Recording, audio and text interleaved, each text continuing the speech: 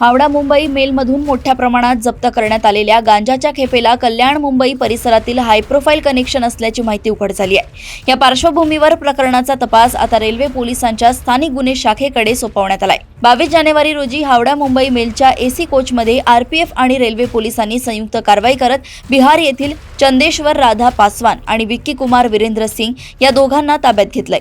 त्यांच्याकडून तब्बल 60 किलो गांजा जप्त करण्यात आला। सध्या हे दोघे रेल्वे पोलिसांच्या कोठडीत असून त्यांची कसून चौकशी सुरू आहे।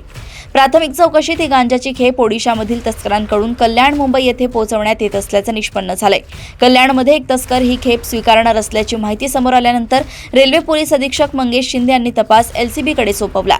एपीआय पंजाबराव डोळे यांच्या नेतृत्वाखालील पथकाने तपासाची सूत्रे हाती घेतली असून या प्रकरणाचे संबंधित एक आरोपी भिवंडी परिसरात असल्याची माहिती मिळाल्यानंतर पोलिसांनी छापा टाकून मंगळवारी एका तस्कराला ताब्यात घेतलंय।